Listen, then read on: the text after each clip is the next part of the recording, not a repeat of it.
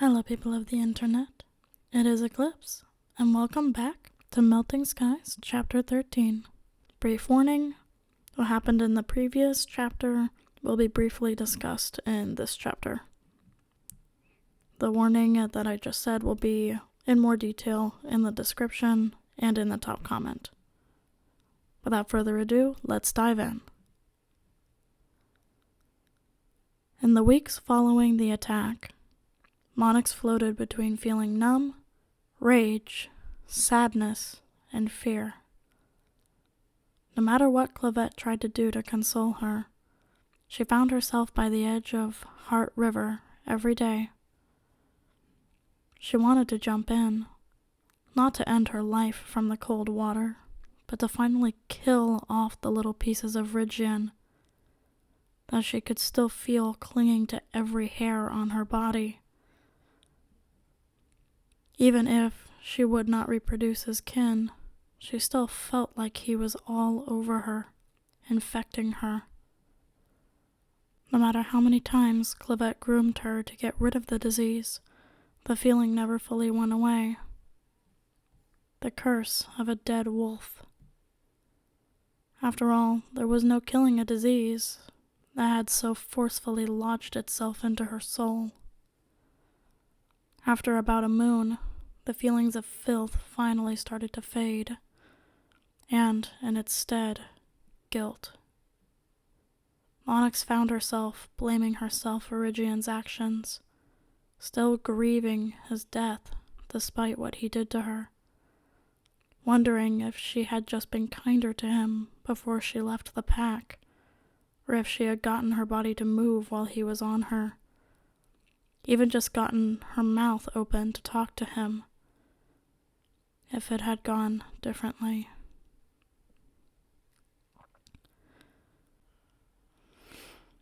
Clavette had been trying to get her to talk for about 2 moons, with Monix only giving short, single-word answers to her questions and soft songs of comfort. Everywhere she looked, she saw swirls of gold and blue, tainted red and black. On one of these days, Clavette brought her to the place where she had first confessed her feelings. The winds calmed her as the sun cut through the trees above, piercing her dirty coat. "Monix, I have to tell you something," Clavette whispered gently, her breath tickling the inner fur on the blind one's ears. "I didn't kill him." Monix looked up in surprise at that. "You didn't?" It was the first time she had formed a 2-word sentence since that day. She could hear Clavette's flank shifting as she nodded, her voice soft as she continued. "When we reached the bottom of that cliff, we were both still scraped and bruised, but we were both alive. He was stunned. I think he hit his head really hard. And I...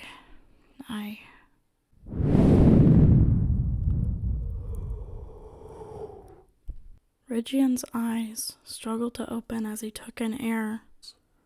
Had he been hit by a boulder? What was that? A flurry of bright orange and white hit him like the smite of a mountain as he struggled to tell up from down. As he came to his senses, he realized he had fallen from the top of the cliff, but his body filled with triumph as he rose to his feet.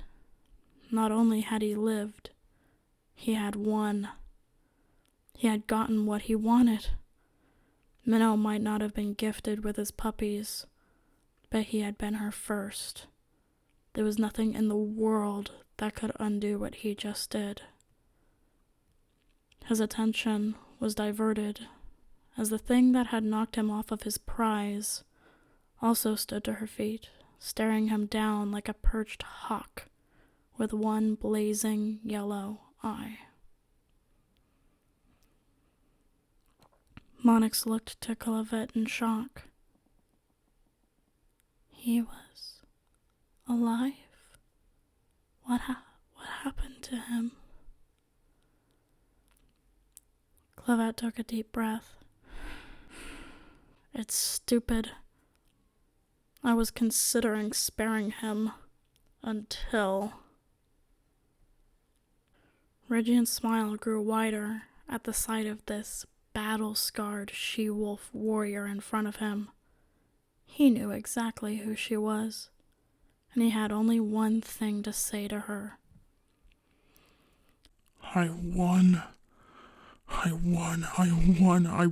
was her first, not you. Regian's grin widened as he saw the she-wolf lower herself. Would she try to fight him? His heart, for a moment, skipped with glee at the thought of winning a battle with this mountain of a fighter.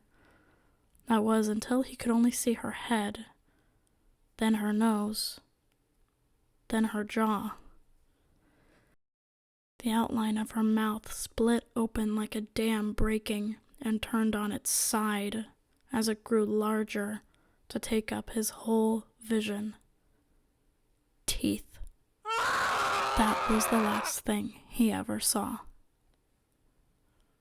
He was so proud to take something so sacred from you. So, I took something from him. Don't worry, Monix. You'll never see him again. And he definitely won't see you. Clavette let her anger boil over as she practically frothed at the mouth, as Monix could smell the inner workings of her mouth.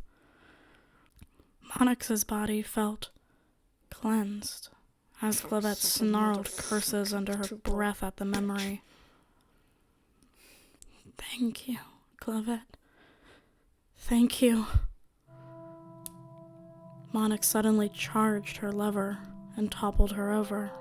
They both went tumbling down the small ravine and down the side of a small hill, both squeaking and holding on to each other as grass got tangled in their pelts.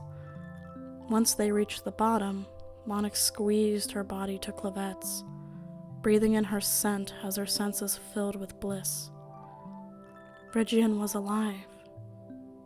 She didn't have to feel responsible for his death anymore. But at the same time, Clavette had made sure he would never be able to hurt them again. Regian's presence, as well as his ghost, she could let go of it all. Clavette, you took back our mountain.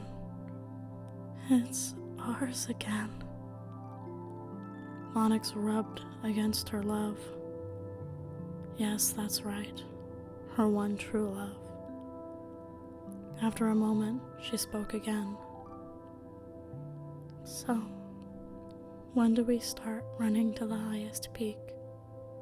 Monix had the wind knocked out of her as Clavette flipped their positions, pinning her and laying on top of her, snuggling with barely withheld giggles. Monix didn't even need to hear the answer. She could hear her love panting and could feel a slight wind against her fur as Clavette's tail wagged fast enough to shake all the tangled grass free from it. It was truly their mountain again, and while Monix would have to readjust to life, she knew she could, as long as Clavette was there with her.